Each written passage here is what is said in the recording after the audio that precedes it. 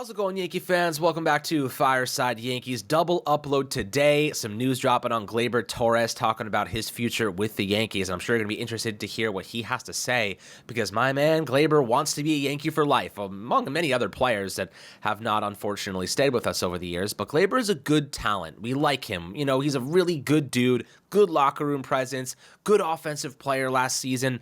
Question is, can he put it all together, showcase the defensive efficiency, the base running efficiency, and maintain his offensive upside? So we're pretty excited about his upcoming season. We think he could have a really good one. And the truth is, he's 26, 27 years old. He's young. He's going to get paid $18 to $20 million per season on a long-term deal. He can be an asset for us. And look, the truth is, he might be a bottom half of the order hitter this year. And that's a very good problem to have if you're the Yankees, because that means, you have one of your best offensive weapons hitting the bottom half. And that's, we all know about bad bottom half of the orders over the last couple of years. So, Ryan, talking about Gleyber Torres, his value, right now I'm about a 50-50 on extending him, on the probability of the Yankees extending him. I love him, would love to keep him, but I just don't know how realistic it is if we also want to pay Juan Soto. So we'll discuss this, obviously what Gleyber Torres had to say about it. But before we do, how you do today, my friend? I'm doing excellent. I mean, look at the situation the Yankees are in right now. Obviously, you mentioned their lineup depth, having Gleyber Torres, the guy who doesn't have to be their two-hitter or their three-hitter this year. That will be occupied by both Juan Soto and Aaron Judge, who are arguably the two best hitters in all of baseball. But as it pertains to Gleyber Torres' future, it's a weird situation, right? Because on one hand, I mean, it makes all the sense in the world for the Yankees to keep him long-term. He is entering his age 27 season. If they were to extend him, he would, let's say they give him a 6-year deal, he'll be through his age 27, 28, 29, 30, 31, and 32 seasons. He'll hit free agency at 33. You get him for his entire prime. But here's the caveat.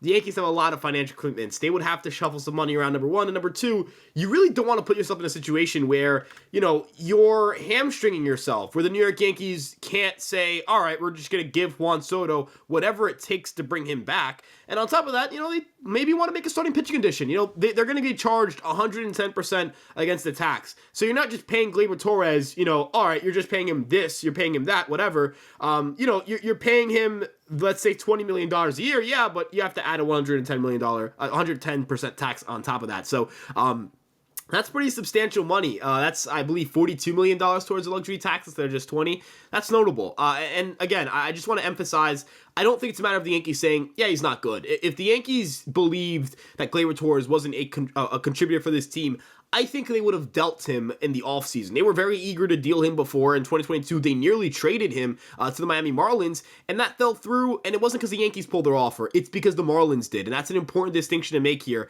The Yankees were not the ones who decided to not have Gleyber Torres traded. The Marlins were. So, I think the difference in approach, the difference in philosophy in terms of whether they want to keep Gleyber or not has changed in the sense of I think they know he's a valuable player to them. I think they know they don't have a direct replacement right now. But I think another thing to look at is they want to keep their options open, right? You want to take a look at Jorbit Vivas. You want to take a look at Oswald Peraza. You want to take a look at Caleb Durbin and say, all right, are any of these guys going to stand out and, play well and, potentially earn major league jobs and do enough to earn major league spots? Or are we going to have to revisit this conversation with Gleyber Torres? He wants to be here, and barring a horrible thing happening between management and player over the next, 6 or 7 months, I'm imagining that sentiment will remain the same, Alex. I'm sure Gleyber Torres will still want to be a Yankee for the rest of his career come this upcoming October or November. And, if the Yankees were to win a World Series, or hell, even if the Yankees weren't to win a World Series, I think that sentiment will remain the same. Does that mean a hometown discount? I don't know. Would he take would he take a $100 million deal over 6 years? Because I would do that, and I would do that in a heartbeat, and I think that's good, very good market value for a player like Gleyber. But it just comes down to how good of a year he has this year. Look, he puts up a 135 WRC plus and a 4-WAR season.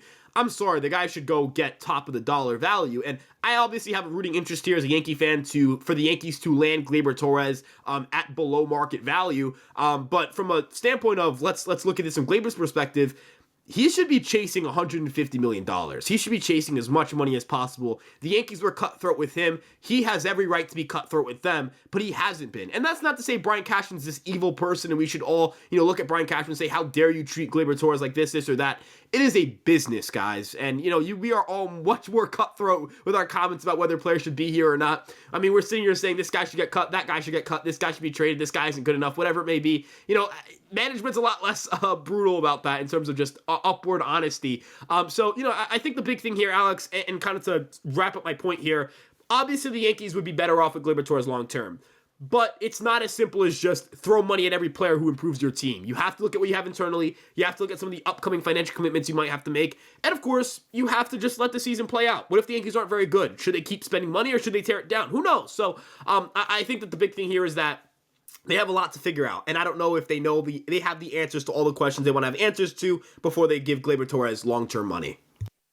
Absolutely. And look, I think if it came down to it, and, he has an okay season and his market value isn't astronomical, maybe the Yankees do consider bringing him back. But right now, I just don't know how it's financially possible. I think that with Juan Soto's deal, and you're not really clearing that much salary, and you have Anthony Rizzo departing. So if you kind of usher in a new group of youngsters, you got Jason Dominguez, like there's some young guys coming in here that could help keep costs down. But I'll throw in another kind of wrench into the equation here. What happens if Oswald Peraza has a good season? Peraza is obviously a pretty interesting variable in this equation. He's taking over that DJ LeMahieu infield utility role. So he's going to get a lot of innings. He's going to get a lot of reps. And I think that if Peraza, who we know to be a Gold Glove level defensive player, shows some upside offensively, we know that he has basically no, service time accumulated up to this point. There's a conversation to have, like, what kind of numbers do you have to see from Peraza to feel as though he could be the future at second base? He has like a less than a year. He has basically no service time. He has one minor league option left. He's 23 years old. He can play every infield spot, so you could use him as a versatile weapon. We saw a glimpse of his potential over 18 games in 2022 when he had a 147 WRC plus, hit 306 with a 404 OBP, a flash in the pan, comes back last year over 52 games, really doesn't do anything at all, hits 191 with a 267 OBP, 26.2% strikeout rate, well above his averages. Maybe wasn't feeling all that healthy, maybe wasn't feeling all that confident in himself, a down season. What does he have to hit for you? Like the Zips have, and let's say he uses a steamer. His steamer projections have him hitting 245 with a 312 OBP, 397 slugging, and a 97 WRC plus. I think that's, league average. If he's a league average hitter and maintains his Gold Glove quality defensively, I see enough upside to move on from Gleyber Torres and have Peraza take over as a much cheaper alternative. What do you have to see from Peraza to feel as though he can be our long-term second baseman? Because think about it like this, like he's just kind of getting started in the MLB. He has a lot of time. If he comes in a 100 WRC plus, I feel as though I'm comfortable moving on from Gleyber because of that upside. Of course, I'd love to keep him, but if it comes between keeping Gleyber Torres and signing Juan Soto, I think all of us are in the boat of signing Soto. Unfortunately, that's probably what it's going to come down to, especially if the Yankees want to make additional pitching moves next offseason. Yeah, so the big thing for me is that I believe the New York Yankees, I think Oswald Peraza, I look at him and I say, I think he has to hit a little bit more than a 97 WRC plus. I'm going to be honest, I need like a 105. I think that's a fair number, not 110, just 105. As you mentioned, he's a really good defender, and I think that's the big thing for me here. He's a great defender, and I think that that'll help him a lot. But I don't believe the New York Yankees should rely on Oswald Peraza if he's not an above average hitter. I think that the New York Yankees have a lot of the ability for them to develop hitting talent. It's kind of been touch and go, right? Like we've seen them, it's been gaps, right? Like 2018, you have Gleyber and Duhar come up. You have in 2017, obviously Sanchez and Judge come up. But since then, they really haven't had a prospect come up. And over the course of a full season, I want to clarify, because obviously we saw how Jason Dominguez erupted.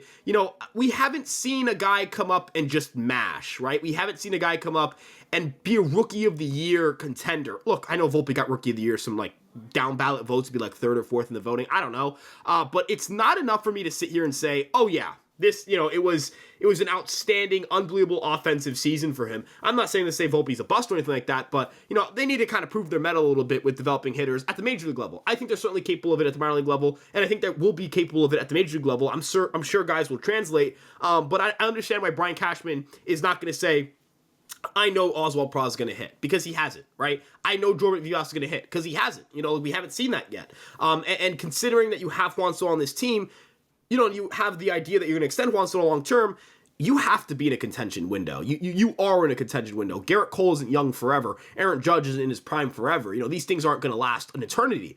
So I think Peraza has to prove a little bit more. I think an ideal number is a 105 WRC plus. Look, the speed, base running, and defense mean that if he's around a 105 WRC plus hitter, he might be able to match or even eclipse Gleyber Torres in WAR value. And I think that's where you would look at it and say, all right, yep, he's certainly going to be the guy.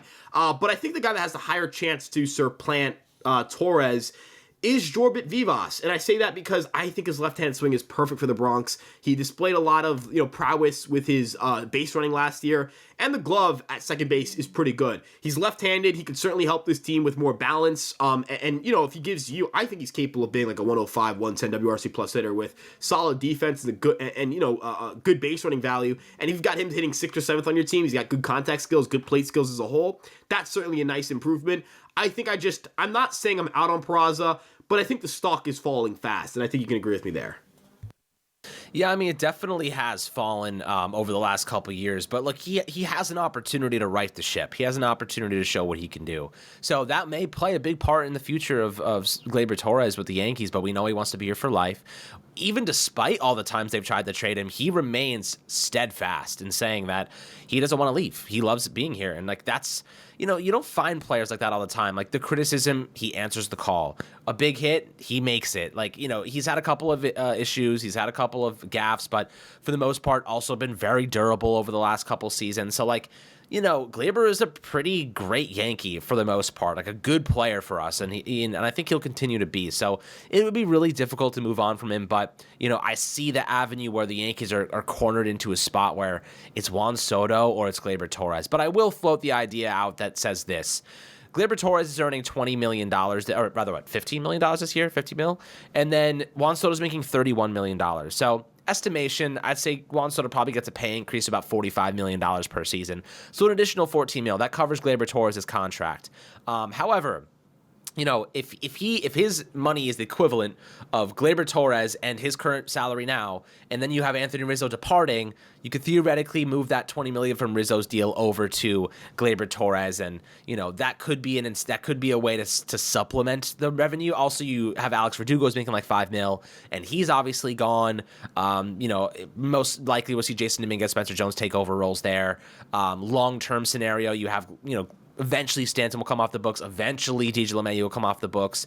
We have Clay Holmes becoming a free agent next year. I don't think the Yankees bring him back because I think he's going to be pretty expensive, and I don't think the Yankees are keen. I think they'll probably move Ian Hamilton into that role, have some good young arms developing in the system that could become solid. So there are ways to keep Gleyber. It really depends on what their priorities are. Is it pitching? Is it infield support? Is it outfield support? We don't know. Ben Rice, that's the guy I'm looking at right now. However, they can move DJ LeMahieu to first base full time, and they can move Oswald Peraza to second or third. We could see how that unfolds. But maybe Ben Rice takes over first base if he continues to progress and showcase what he can do in the minor league system. But guys, always happy to hear your thoughts below on Gleyber Torres and his contract in the future if you think the Yankees will give him one. So that'll be an interesting one to keep track of over the next couple of months, if not the next year. But as always, make sure to like and subscribe, and we'll catch you guys on the next Fireside Yankees episode.